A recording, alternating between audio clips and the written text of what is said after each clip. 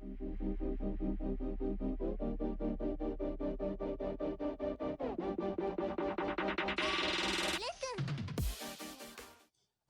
warahmatullahi wabarakatuh.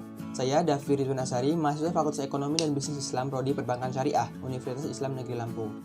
Video ini berisi penjelasan tentang kodifikasi akad dan produk pada bank syariah, serta penjelasan tentang produk bank syariah yang sudah saya pilih. Yang pertama adalah pada penghimpunan dana, yaitu kegiatan pengumpulan dana atau modal oleh bank dari nasabah dan investor.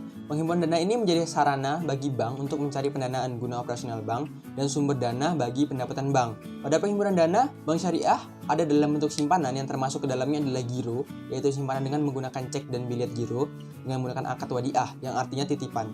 Kemudian masih termasuk dalam simpanan, yaitu tabungan, simpanan nasabah yang dapat diambil berdasarkan kesepakatan yang telah disepakati. Umumnya dapat dilakukan kapan saja dengan media ATM ataupun tarik tunai melalui kantor bank syariah yang bersangkutan. Akad yang digunakan juga akad wadiah.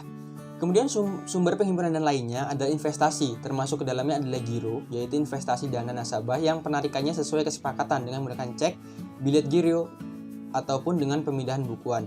Akad yang digunakan adalah mudharabah, yaitu kerjasama salah satu pihak sebagai mudharib atau pengelola dan pihak lainnya berperan sebagai sahibul mal atau pemilik modal dengan pembagian keuntungan sesuai dengan kesepakatan. Dan apabila terjadi kerugian yang bukan karena kesalahan mudharib, maka akan ditanggung oleh sahibul mal. Bentuk kerjasama mudharabah ini ada dua, yaitu mudharabah mutlaqah, di mana mudharib tidak memiliki batasan dalam menentukan usaha dan pelaksanaan bisnisnya, dan mudharabah muqayyadah, yaitu mudharib memiliki batasan-batasan yang ditentukan oleh sahibul mal. Lalu ada tabungan menggunakan akad yang sama, yaitu mudharabah mutlaqah dan mudharabah muqayyadah. Kemudian ada deposito, yaitu investasi yang penarikannya hanya dapat dilakukan pada waktu tertentu berdasarkan akad antara nasabah dan penyimpan dan juga bank. Kemudian masuk kepada penyaluran dana, yaitu kegiatan bank menyalurkan modal yang sudah didapat dari penghimpunan dana. Ada pembiayaan berprinsip bagi hasil, di dalamnya ada pembiayaan mudharabah yang menggunakan akad mudharabah mutlaqah, mudharabah muqayyadah seperti yang sudah dijelaskan di atas. Bedanya, jika pada penghimpunan dana, bank berperan sebagai mudharib, nah pada penyaluran dana ini, bank beralih peran menjadi sahibul mal. Kemudian ada pembiayaan musyarakah, yang tentunya dengan akad musyarakah, yaitu kerjasama di mana masing-masing pihak memberikan porsi dana dengan ketentuan bahwa keuntungan akan dibagi sesuai dengan kesepakatan dan kerugian ditanggung sesuai dengan porsi dana masing-masing. Lalu ada pembiayaan musyarakah mutanakisah, yaitu pembiayaan musyarakah kepemilikan aset atau modal salah satu pihak berkurang karena pembelian secara berjangka oleh pihak lainnya.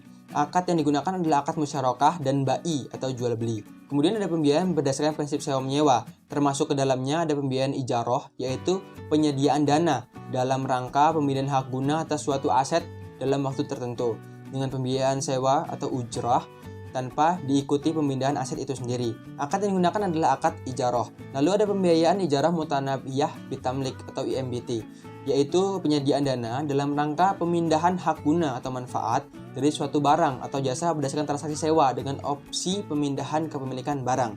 Kemudian ada pembiayaan multijasa dengan akad ijarah atau kafalah. Untuk pembiayaannya dengan prinsip jual beli, ada pembiayaan murabahah, pembiayaan kepemilikan emas yang menggunakan akad murabahah, dan pembiayaan istisna dengan akad istisna.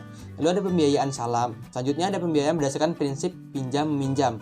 Ada pembiayaan kort, talangan BPIH, kort dengan emas, pembiayaan sindikasi, pembiayaan ulang, pengambilan utang atau pembiayaan dengan menggunakan akad syariah yang sesuai, pembelian surat berharga syariah, penempatan pada BI dan bank lainnya, serta penyertaan modal sementara. Selanjutnya ada pembiayaan perdagangan, yaitu pertama, pembiayaan dengan surat kredit berdokumen dalam negeri seperti penerbitan SGBDN dapat menggunakan akad wakalah, kafalah maupun murabahah, salam istisna, dan akad lainnya yang sesuai dengan syariah. Kemudian penerimaan SKBDN, pembiayaan LC baik impor maupun ekspor, kemudian pembiayaan ekspor impor tanpa LC. Lalu ada treasury atau harta seperti jual beli banknotes dengan akad SARF, lalu transaksi valuta asing atau spot dengan akad SARF juga. Untuk review produk, saya memilih salah satu produk dari Bank Mandiri Syariah. Banyak sekali produk-produk dari jasa yang diberikan oleh Bank Mandiri Syariah, sama seperti bank umum pada umumnya. Namun pada kesempatan kali ini saya memilih produk pembiayaan dana berputar. Pembiayaan dana berputar ini adalah fasilitas pembiayaan modal kerja dengan prinsip musyarakah yang penarikan dananya dapat dilakukan sewaktu-waktu berdasarkan kebutuhan real dari nasabahnya. Akad yang digunakan adalah akad musyarakah, yang artinya akad kerjasama usaha, patungan dua pihak atau lebih pemilik modal atau sahibul mal untuk membiayai suatu jenis usaha yang halal dan juga produktif. Pembiayaan ini diperuntukkan untuk perorangan dan perusahaan dengan jangka waktu pembiayaan 1 tahun dan dapat diperpanjang. Pembiayaan ini menggunakan 2 rekening, yaitu rekening giro dan juga rekening pembiayaan. Kemudian apa sajakah persyaratannya? Yang pertama, ada calon peminjam merupakan nasabah komersil kecil, menengah, besar maupun korporasi. Nasabah harus membuat laporan penggunaan dana selama 1 bulan. Fasilitas yang diberikan bertujuan untuk memenuhi kebutuhan modal kerja sementara dan bukan permanent working capital, di mana bersifat self-liquidating seiring dengan menurunnya aktivitas bisnis pada masa yang bersangkutan. Lalu bagaimana tahapannya? Pertama, adalah pemberkasan yang merupakan tahapan awal dalam pengajuan pembiayaan kredit. Pemberkasan meliputi berkas-berkas atau dokumen-dokumen yang digunakan sebagai syarat dalam pengajuan pembiayaan kredit. Pada tahap ini merupakan tahap awal bagi marketing lending untuk berkenalan dengan calon debitur ataupun nasabahnya. Setelah calon debitur atau nasabah memasukkan berkas-berkas permohonan pembiayaan atau kredit, maka marketing lending langsung memeriksa kelengkapan berkas tersebut. Jika terdapat kekurangan, maka marketing lending akan langsung memberitahukan kepada calon nasabah untuk melengkapi berkas-berkas tersebut agar permohonan pembiayaan cepat diproses. Setelah dipastikan bahwa berkas sudah lengkap, maka selanjutnya adalah penyelidikan secara langsung kepada nasabah melalui seksi wawancara. Wawancara ini juga untuk mengetahui keinginan dan kebutuhan calon nasabah yang sebenarnya. Hendaknya dalam wawancara ini dibuat sesimpel mungkin sehingga diharapkan wawancara akan sesuai dengan tujuan yang diharapkan. Setelah itu ada tahap on the spot, merupakan kegiatan pemeriksaan ke lapangan dengan meninjau berbagai objek yang akan dijadikan usaha maupun agunan. Kegiatan ini akan dituangkan dalam laporan taksasi dan berkas jaminan maupun agunan.